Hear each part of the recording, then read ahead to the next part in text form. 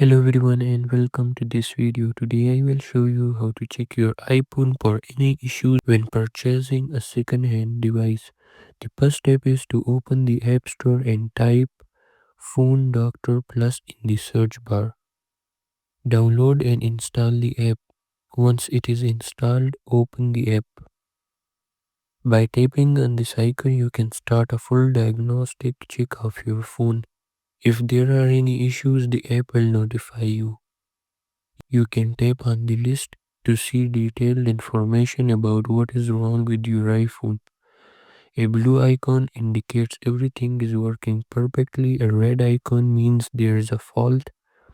A gray icon shows the tests you skipped.